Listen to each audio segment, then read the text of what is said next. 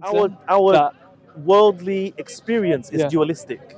okay, Our life is called the event of choice, and that choice is between good and evil.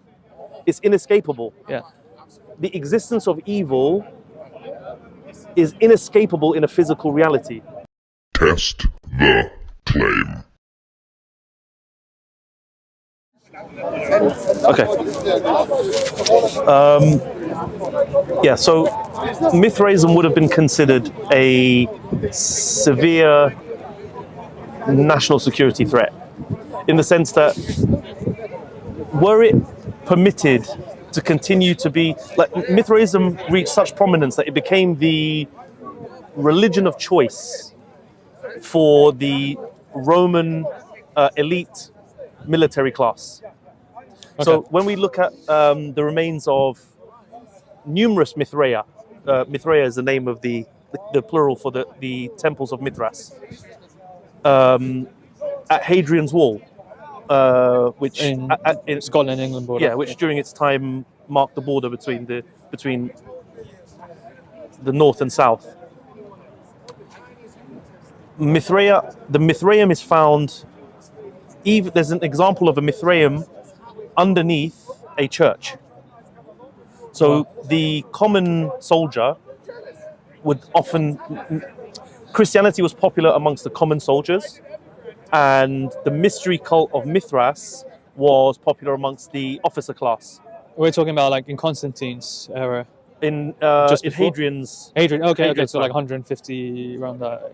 Around that, Something, yeah. okay. So the officers would go underground to perform their worship or rites of initiation, and the common soldiers would go and pray to Jesus. Actually, I don't know if these temples are from the time of Hadrian. I just know that they are located at Hadrian's Wall. Okay. There's also probably the most famous one in Britain is the London Mithraeum at London Wall, Okay. which you can go and see. Yeah. I didn't know about that. There are many remains of Mithraic, or a number of remains of Mithraic practice, even in modern culture now. So, for example, the handshake is part of one of the rites of ascension in Mithraism, the common military salute. So, Mithras is I thought the common military salute derives from like the Ottomans, doesn't it?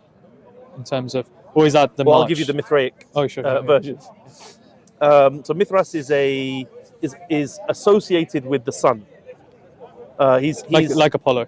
Yeah. So he's syncretized with Apollo and Helios. Okay. In the name of Sol Invictus, Yeah. the indomitable sun, or. However, Mithras is not the sun itself. Mithras precedes the sun. In the imagery that we're given is that he precedes the sun in his golden chariot. And one of the rites of initiation is called the rite of the solar charioteer. And Mithras is said to travel across the sky, and his golden chariot radiates like a kind of has a radiant light, emits a radiant light. Like the Ark of the Covenant, something like that, or I don't know much about the Ark of the Covenant, but maybe so. So, someone performing the rite of the solar charioteer shields his eyes from the solar radiance emitted from his chariot. With the emergence of Christianity and the establishment of the Catholic Church, an already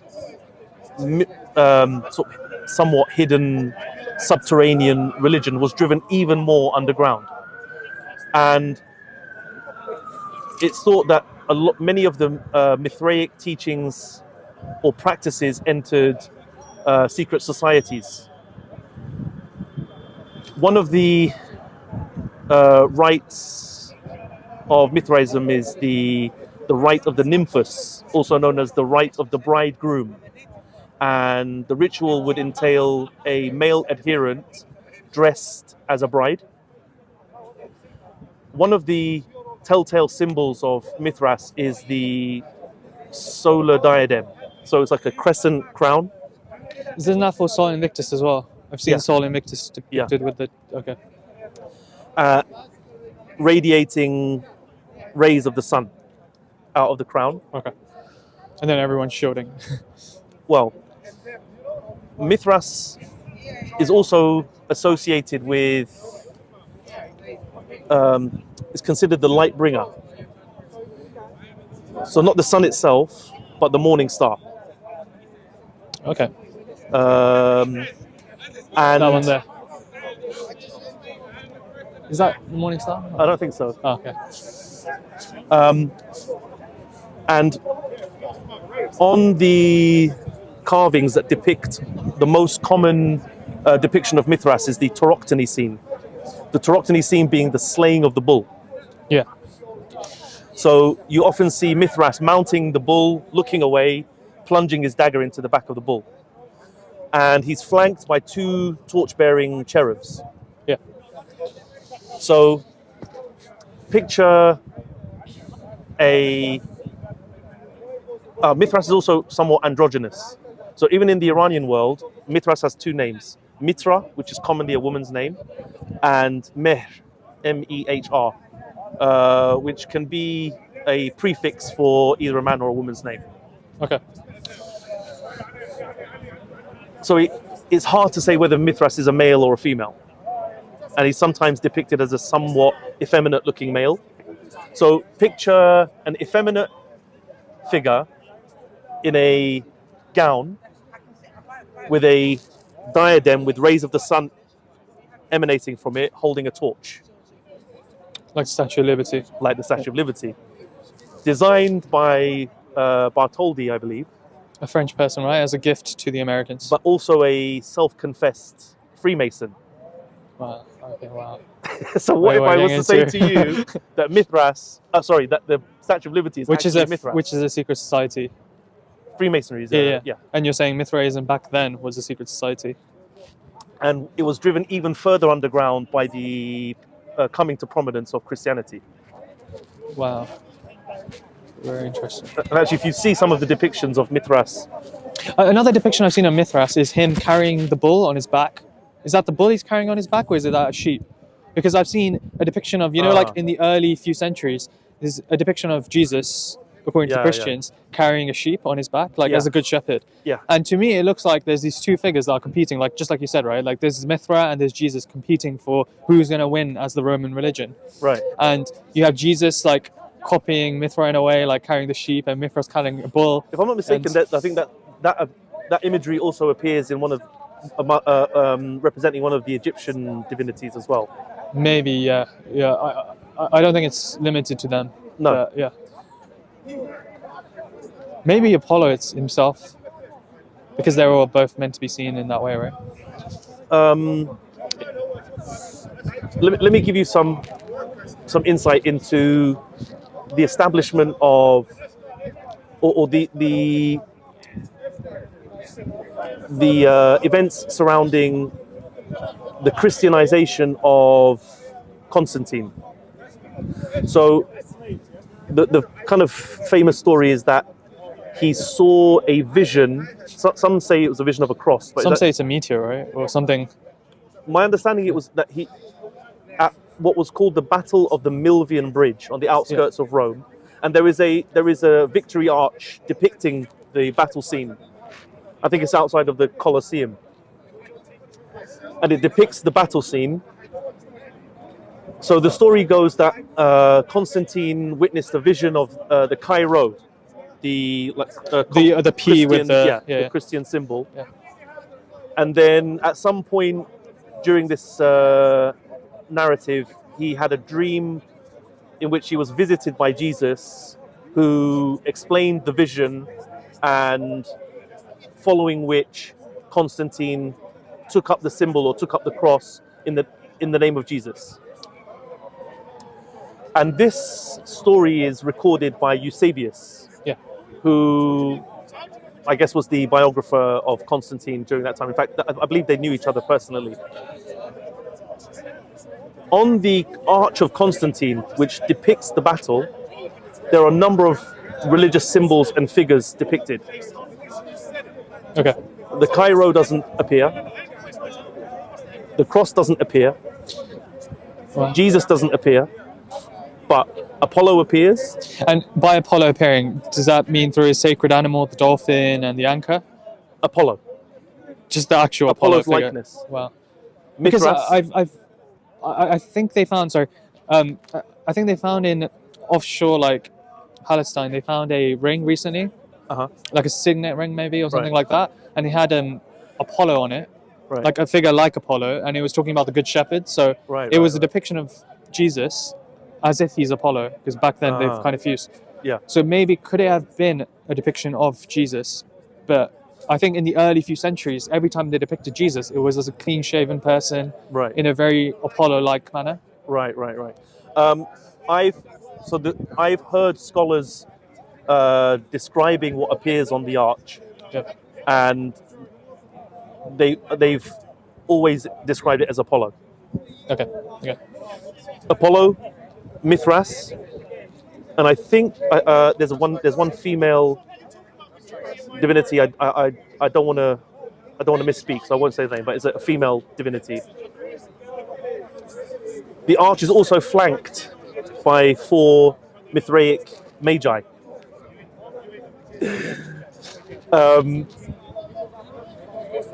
What rubbed further salt in the wound was that the early drafts that were discovered of the report by Eusebius didn't include any mention of the vision of the Cairo or the visitation in a dream by Jesus. So like the standard narrative we're told is he had that vision, he ascribes like what is that cross called? The Cairo. Cairo. Yeah. So he ascribed the Cairo to each of the Roman soldiers' shields, right? So they all had the Cairo on their shield, and they're going into battle with the Cairo, like it's very Christian. Yeah. And you're saying there's nothing it didn't Christian. happen. It was added after the fact. Okay. So I think it's the first 1 or 2 drafts by Eusebius don't include any of that narrative. Yeah. I won't go so far as to say It's to cover up or something. Jesus was chosen necessarily to replace Mithras. I think the Jesus movement was gaining momentum anyway. And maybe Mithras didn't have enough of an interesting backstory. Perhaps he didn't have this very relatable earthbound story. He was a foreign god, although I suppose Jesus was considered a local. You could say he was a foreign god, but he's in the empire, right? Like he's a foreign god of a people who are in the empire, and that's much better than having a foreign god from an external person from the empire. Yeah, I don't want to characterize the presence of Mithras in the Roman world purely down to the dissemination of Iranian religious ideas by the Cilician pirates. There was also a substantial influx of like unskilled labor from east to west, probably in both directions, but obviously that moving from east to west is what also brought Mithraic beliefs into the Roman world. Okay. Anyway, ultimately... And would you say, like, I mean, this is probably getting very controversial, but, you know, with, like, joining Freemasonry now, you have to ascribe to a god I didn't know to that. join that. You can't join Freemasonry as an atheist. Okay. So, yeah, no, it's is there an element in Mithraism where there's, like, universality allowed, as there is in, like, Catholicism? And very little is known about the specific details. teachings of Mithraism, predominantly by virtue of the fact that it was a mystery cult. It wasn't something that was spoken about publicly, although there are some, and they're quite turgid liturgies. It's Yeah, we don't know a sure, huge sure. amount. We don't know a huge amount about what they believed. Yeah. In his Indo-Iranian guise, or specifically in his Iranian iteration, Mithras or Mithra is a divinity that oversees agreements, covenants, oaths, and contracts, Okay. which is another part of why he's associated with the handshake. Okay. So And the handshake is actually invoking Mithras in creating that contractual bond and is it similar to the one that is used today, today? like everywhere. Yeah. Okay. Yeah. Interesting. So Mithras predates Zoroastrianism. Mithra predates Zoroastrianism. Zarathustra never mentioned Mithra as far as we're aware, but Mithra was integrated into Zoroastrianism to fill the role of the intercessor. Okay. So Zarathustra talks about the Saoshyants. Yeah. The Saoshyants are later interpreted to be like savior figures, like messianic, eschatological savior figures. However, my reading of that topic is not the same as institutional Zoroastrian orthodoxy. Yeah. I read that as there will be people from amongst mankind who will be morally outstanding, and they are the ones who will bring benefit to mankind and to the earth. Okay. However, in kind of later Zoroastrianism, this became more of an eschatological savior figure. Okay. Yeah. And I believe Mithra was integrated into Zoroastrianism to fulfill that role. Interesting. But as I say, Zarathustra never mentions him. And I think part of that was to appease the sensibilities of the society. So, am I correct in saying you're like a follower of Zarathustra? I'm just a student Just of a student- Zarathustra's student of teachings. Teachings. So you don't, the way you interpret it, Yeah. you don't hold too much weight on the figure Mithra Well, he doesn't mention Mithra. because he doesn't mention Mithra. Yeah. Okay. Sure. Okay. I'm saying a clergy who's still amenable to pre-Zoroastrian ideas, Yeah. sort of grandfathered Mithra back in Okay. and quite a number of pre-Zoroastrian ideas, like the prominence of fire, as in a physical fire, predates Zoroastrianism. Despite the fact the word for fire being of significance Yeah. in Zoroastrianism, this was used as an entry point to reintegrate almost what appears from the outside to be an almost like worship-like reverence for the physical fire. Like fire worshippers that they Into- later became known to be. Well, I mean, like they're not like. I mean, fire worship is a pre-Zoroastrian. But then, how did practice. it get associated with Ahura Mazda? Because I thought fire worship was linked to Ahura Mazda, and then Ahriman is the opposite god, right? Like, No, no, am I? No. I'll explain it. Okay. The reason why fire has any Yeah. significance in Zoroastrianism is because the preoccupation of a Zoroastrian is to bring about a state of cosmic order. Yeah. In another way of putting it, they are preoccupied with bringing about the victory of truth over deceit. And by truth, I mean the ultimate truth is to bring about order in the universe that is in line with the purpose for which the universe was created. Is to make the universe, to bring about a reality or a state of reality for which reality was intended. And am I right in understanding that Ahura Mazda created the universe, and very early in its creation, Ahriman became a figure? I'll get to that. It's I'll get part to of that. I'll get to that. Asha is the word for this cosmic order. Okay. Asha or Arta, they both mean the same thing. Arta, these teachings come to us in the Indo-European language. Arta literally is order. Okay. The best order, or the the order to which we are aspiring is Arta Bahishta or Asha Bahishta. Arta, order, Bahishta is means best. In modern Persian, it's Ordi Behesht, or best order. Okay. Okay, this issue of evil. Ahura Mazda has a number of emanations. He emanates archetypes. One of these archetypes is called Spenta Menu. Okay. Spenta means creative, bounteous, progressive, holy. Menu means mentality. Angra Menu, from which we get Ahriman. Ahriman's a contraction of Angra Menu. Angra, and you hear it, you hear the word anger or angry. Etymologically, it actually means to constrain or to constrict or to knot up. And again, Menu means mentality. So Angra Menu is the antithesis of Spenta Menu. These are the two primordial spirits. But by spirit, I don't mean like a ghostly figure. Yeah. I mean like how someone would describe the spirit of sportsmanship. Yeah. So you either have the progressive mentality or progressive spirit, or you have the constrained or constricted mentality or constrained or constricted spirit. So it's not fair to say Ahriman, like Ahrimenya. It's not fair to call him evil, according to the way you're describing it. It's not a him.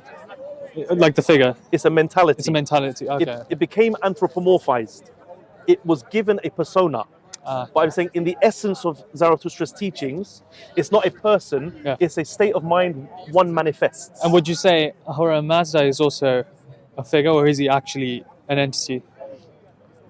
Zarathustra describes him as a friend.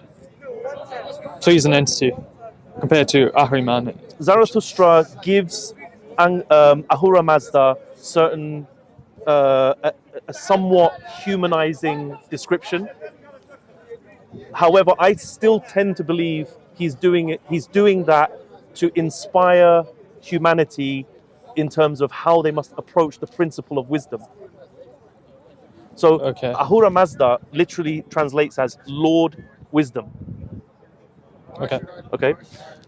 But by entitling it Lord, you're simply speaking to a level of reverence for the concept of wisdom. So it's the titanic wisdom. It is the overarching intellect responsible for the generation of our reality. That's very interesting. Would you say this is like your reading of Zoroastrianism? Because I've had different versions. Like I've had that there is this version where there's a lot more emphasis on duality, and you're probably talking about like these priests and stuff that came later and incorporated fire worshipping. That Zarathustra literally told us to beware. Oh wow, okay. So those guys. He says beware the mumbling priests. Wow. So they kind of turn into a dualistic religion in a way, right? And then there's also an element of Zoroastrianism. Our worldly experience is dualistic. Okay. Our life is called the event of choice, and that choice is between good and evil. It's inescapable. Yeah. The existence of evil is inescapable in a physical reality. But I'm talking about in terms of deifying it into a dualistic... there's no deity. There's no evil deity. Isn't there like a... That's a heresy. But the priests were committing that heresy. First of all, that's not universal amongst the priesthood. I'm not saying it was. I don't know of any Zoroastrian priest who would say there is an evil god. Okay. Ahura Mazda is the creator, and he is the head of. He is the pinnacle of the theology. There is no. Okay, because I was going to say, I thought, like from my understanding before this conversation, it was like there was this dualistic kind of thing going on, and then there was a monotheistic kind of thing going on where they were saying that Ahura Mazda is the god. Yeah. And very early in creation, there was the figure Ahriman created, but now you're saying a different version. I don't even consider Ahriman created. Okay. But how many Zoroastrians would you say do consider him a created being, or? Sorry, like how many? The creator? No. How many Zoroastrians consider Ahriman as a figure? Would you say percentage-wise? I talk about these teachings from a philosophical point of view. Okay. Okay. So I try to extract the philosophical meaning. However, a religious narrative may have developed from these teachings. Okay. And I'm sure there is more than one way to interpret them. Yeah. Yeah. But I'm not going to imbue Angra Mainyu with attributes that Zarathustra didn't give him. Yeah. Or Okay. it. It's very interesting. It's very interesting what you're saying. I really appreciate it. No problem. But it sounds also to me slightly influenced by Buddhism in a way as well. Would you say? It's older than Buddhism Okay. by 1,000 years. I meant like the way you're approaching Zarathustra's teachings. I would say, but it's They're interesting that very- you say Buddhism, because I would argue that Buddhism, although the lexicon of Buddhism Yeah. seems more akin to Hinduism in terms of Dharma and so on, I actually think upon like a spiritual excavation of Buddhism is actually born out of a critique of Zoroastrianism. But we can go into that. And could this have been happening during the Parthian times? Was it? No, a Achaemenid. Okay. Okay. The Gautama Buddha is said to have lived in the 6th century BCE. Yeah. Yeah. Was Okay. it that early? Or? Eh? Oh. So that's like 2,600 years ago. Oh yeah. Sorry, 2,500 Yeah, years ago. 2,500, something like that, right?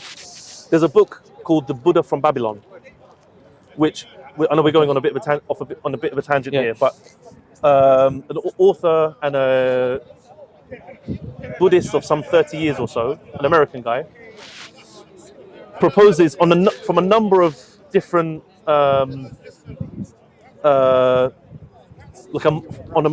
multidisciplinary basis,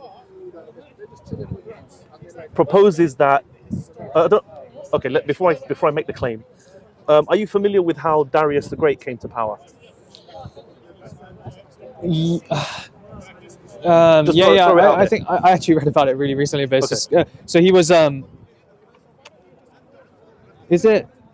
was he kind of came to power in the same way like what empire was he under again? So like the Achaemenids. Okay. Yeah. So was it very similar to the way like Sargon of Akkad came to power? He came in through like the river, he invaded this like area and established the Achaemenid dynasty? No. Or, no, he was part of the Achaemenids. The establishment of the dynasty was by Syrus. Oh yeah. Okay. So Syrus Was Darius like really ruthless in the way he established the dynasty? So Syrus was succeeded by his son. Not established, but yeah. Sorry. Cyrus was succeeded by his son Cambyses. Okay. Then there's lots of intrigue and mystery, Yeah. but ultimately he was succeeded by Darius. Okay. However, in between Cambyses and Darius, the throne in Babylon was, as Darius described it, usurped. Okay.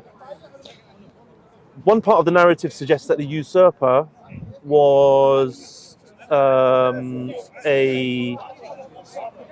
what do you call, like someone who imitates, I forgot the word. Anyway, someone was claiming to be the brother of Cambyses, whose name was Bardia. So Cyrus had two sons, Cambyses and Bardia. Bardia became the governor of the east, or he was charged with overseeing the expansion of the empire to the east. Cambyses fulfilled his father's ambition of conquering Egypt and became the pharaoh of Egypt. And the Achaemenids became like the 26th or 27th dynasty of Egypt. Okay.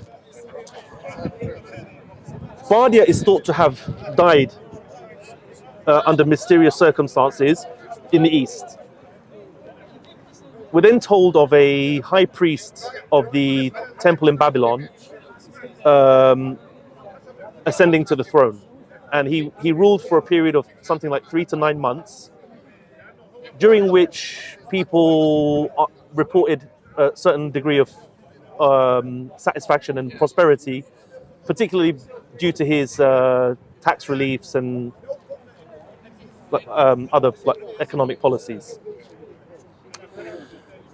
The story goes that Darius, who was related to Syrus and had served as, I believe, his spear bearer, but was not necessarily next in line to the throne,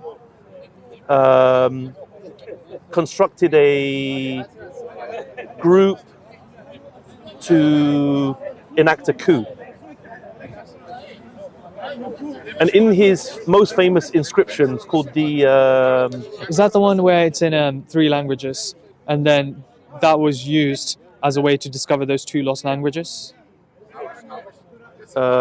it may have been in. It would have probably have been in Akkadian, Old Persian. Actually, I think I can get it. I think I got the book with me. No problem. Sorry, carry on. So the inscription, and there's a visual, like there's a there is a visual depiction as well. Yeah. Darius describes the head. Oh, so he describes the imposter king. Yeah. And names him as Gaumata. Yeah. Gaumata. So this guy, Harvey Kraft, who wrote the book Buddha from Babylon, proposes that Gaumata is in fact Gautama. Wow, okay. And that the letters were just switched around as a process of transliteration. And that Gaumata, we know, was a high priest, probably of the Ezagila temple in Babylon. So a royal person. Not only was he a high priest, but the clay seals of his family, like coat of arms, were found with carrying a name very similar to Siddhartha. Seda Arta. Arta being the cosmic order, the cosmic fire. And in Sanskrit, would this have any meaning? Like if the Siddhartha, I can't. First of all, the Avestan language and Sanskrit are almost mutually intelligible. Yeah. So it wouldn't surprise me if there was some crossover.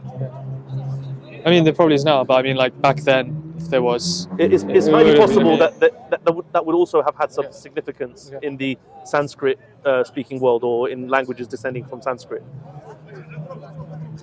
The Buddha is described as Sakyamuni. Okay. Harvey Kraft doesn't see Sakya, he sees Saka. Sakamuni means the sage of the Saka people. The Saka, so there's a province in southeastern Iran called Sistan and Balochistan. Yeah, Sistan is a contraction of Sakastana.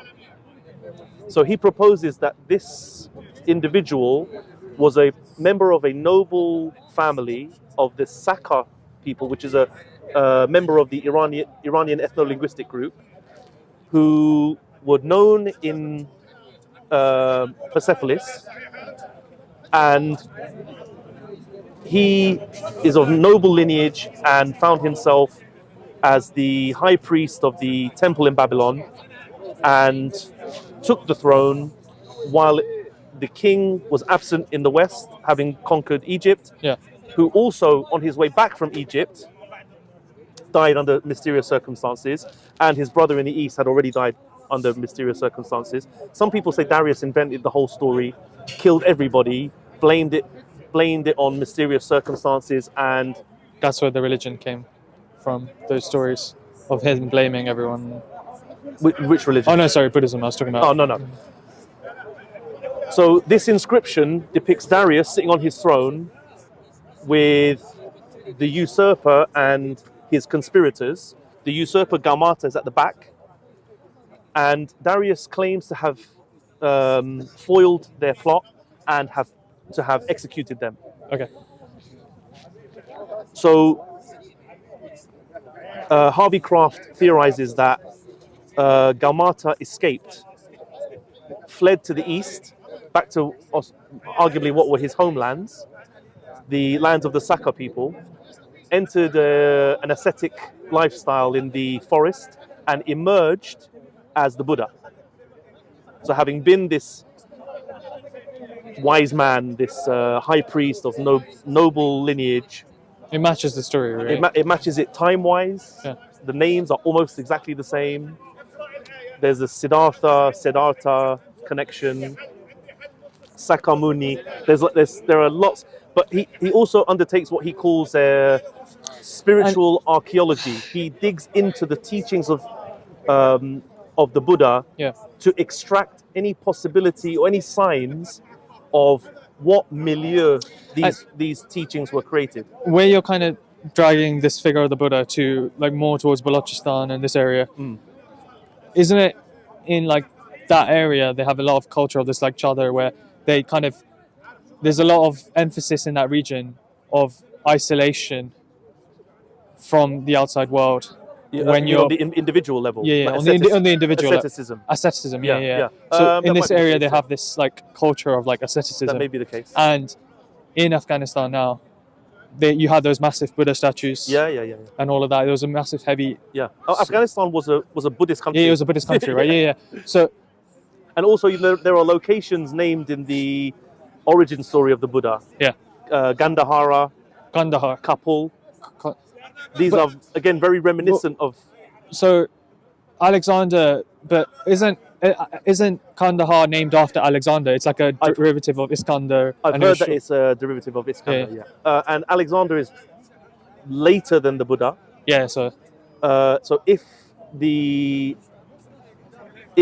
Kandahar is named after Alexander, then it weakens the claim that these places that are being referenced in the Buddha origin story are in Afghanistan.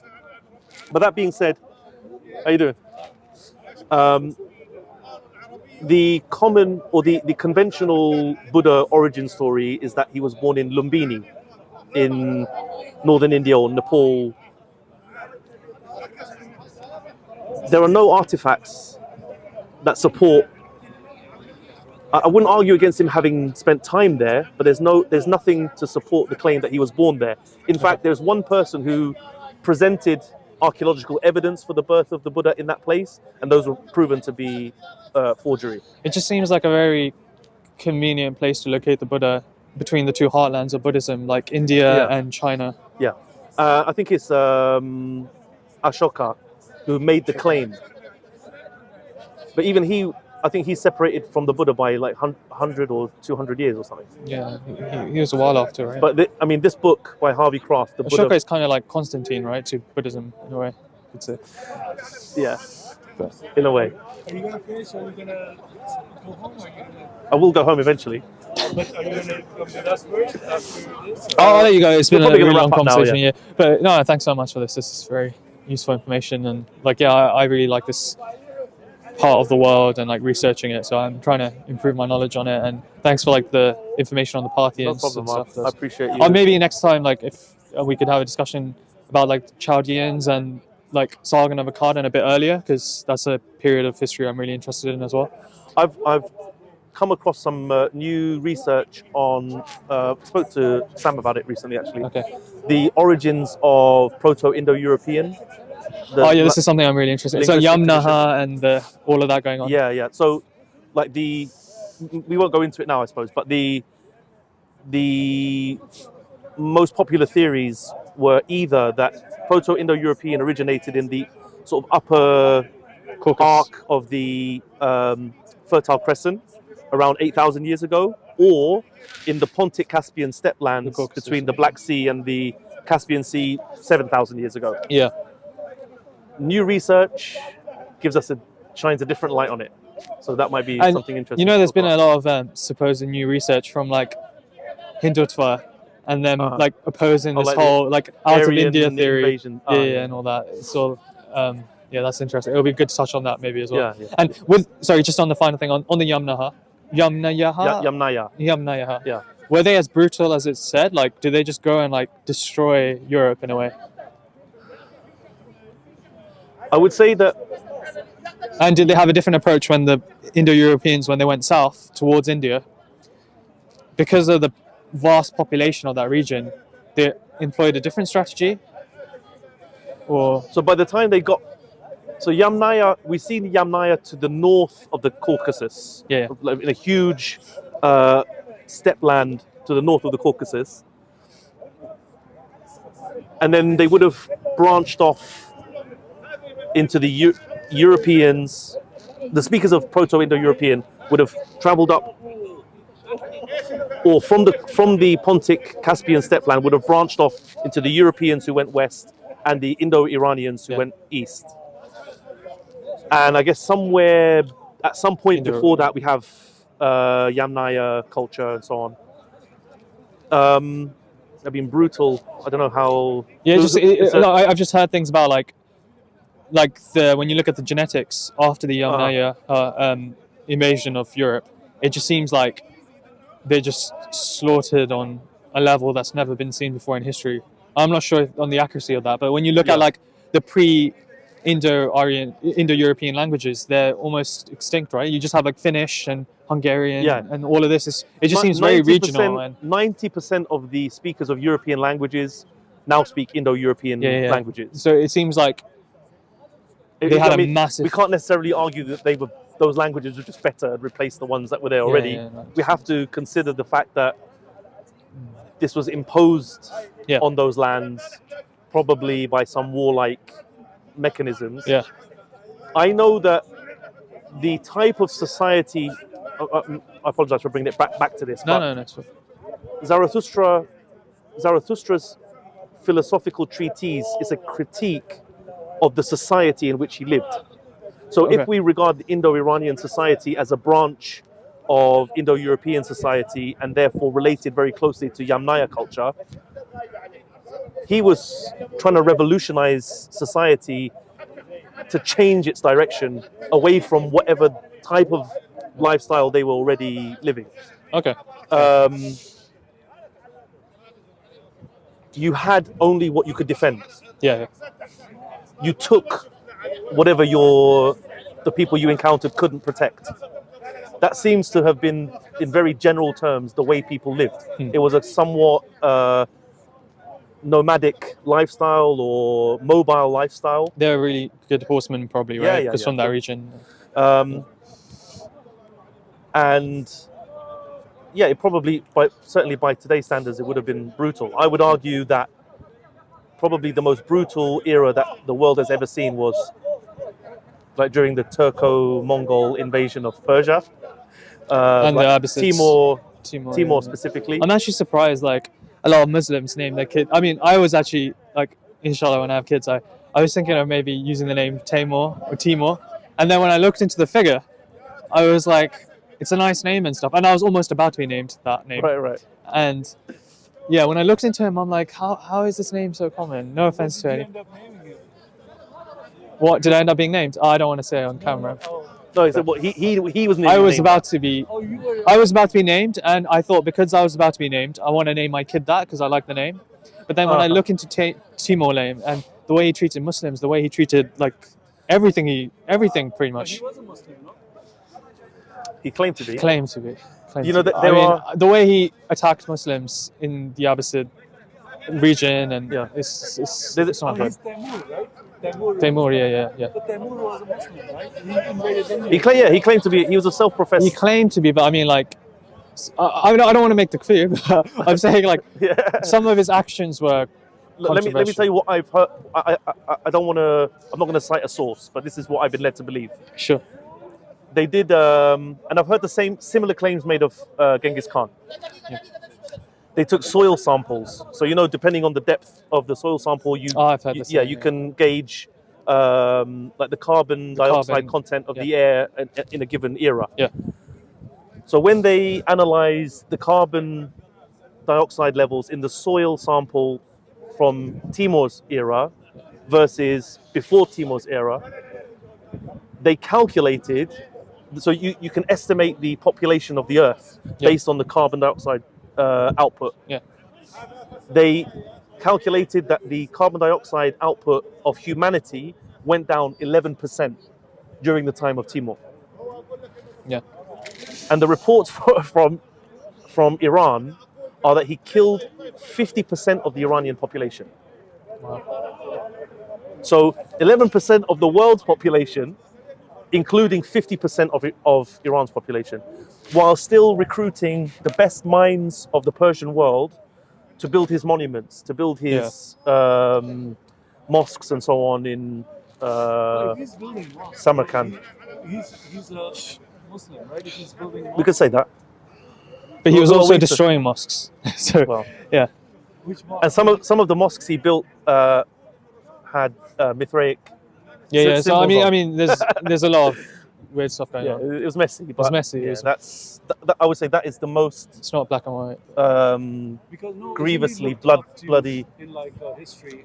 Of Yeah, but Hinduism? he's looked up to in terms of like Khan, and but that's not. I wouldn't associate. I think it's a bit unfair associating that with Islam. It's more like Turkish descendant. I mean, like descendants of those people in that region. They looked up to him, and then over culture. I would say that not just Muslims, but I would say we have to take the rough with the smooth. So where there are achievements to be proud of, Yeah. that whoever it might be, let's say take Muslims as an example, where there are achievements to be proud of, like Yeah. let's say the Islamic Golden Age. Sure. What But are no, ostensibly achievements by the Yeah. Persian intellectual world are claimed as Islamic achievements. I never made that claim. No, Yeah. not you. But so where atrocities are committed, sometimes I think we just have to accept that this is an expression of humanity, not necessarily an expression of religion, but sometimes the religion is being used as a And I thought, sorry, Sam, just sorry, because you No brought worries. this up, right? So I thought, like, you consider Christians to be Catholic, right? Do you mind if I step in because I didn't want to be on camera. well, I can step I just, out. if you want. I, It's okay. no, I just want to make this point. I just want to make this point because you're being inconsistent as a Christian. Because do you consider answer the Catholics question. Christian? Sorry? Do you consider Catholics Christian? No, we're talking about Tourmaline, bro. Where are you No, going? because this all relates. This all relates. Do you consider no. Catholics Christian? Because No, wait. let's talk about Timur. No, because I'm going to show you can't talk about this according to your own tradition. Why? Because if you consider Roman Catholics Christian, right? Roman Catholics abide by Vatican II, right? And in Vatican II, in the Second Vatican Council, it states Muslims worship the same God as Roman Catholics. We can't talk about previous historical issues we've had, and we should work together on unity and making the world a better place. And ask him So, what year was this? are you proclaimed? abiding by Ask Vatican II right now? What year is that? Sorry, What year was that? in 1960s sometime. 60s, 62, I think. Yeah. Okay, yeah, So before that, yeah. were they following the same thing? What you just said? Were they saying that the Muslims, because the Muslims and the Catholics have a long history, right? Yeah. Okay. So did they ever believe that they both believed in the same God? Up until that point, you mean? Up until that point, I'm sure some Roman Catholics did, and that's the reason why Vatican II was influenced by them. All right, because you're talking about historical document, Yeah. so let's go back to history Sure. and find out if the Catholics and the Muslims ever had this understanding that they believed in the same God. Yeah, of course, at some periods of time they didn't. But I'm saying, to be a Roman Catholic in the modern day, you have to believe in papal infallibility, right? And if it is in the Second Vatican Council that you have to believe that We're Muslims deviating worship from the same topic, but God. Since it's on, I want you to. I don't hear this. appreciate This is gonna hijacking be this conversation. Because the batteries about. Yeah, Okay, the but battery's about to die. So let me say this now, because you're asking me if I'm not a genuine Christian, because if I don't believe that what the Catholics believe now, because of this new proclamation in 1962, I'm asking you to go back in history and show me that the Catholics always believed that, which you cannot prove. Now I can tell you something else. I'm talking about which I Catholics think, today. Since you've asked me this question, now Yeah. let me ask you something. Sure. Since the Catholics revere Mother Mary, Yeah. and so you as a Muslim are a Catholic then? No, did I say that? Well, no. Who's the holiest woman in Islam? As I mentioned to you before, there's four revered Who women is the in highest Islam. of the four? I mean, I don't want to say definitively, but I believe Maryam. Yeah. It's Maryam. Yeah. So your highest woman Yeah. is Maryam, and Catholics they revere Maryam, Yeah. right? So why don't you say the Hail Mary then? That doesn't even logically follow. Like Because you're following their. Okay, listen. a very weak Here's the theory. Now let me clear this up. Sure. Islam is a heresy of Christianity. Okay, the earliest Islam was what's his name? Warqa bin Nawfal. He was a Christian heretic.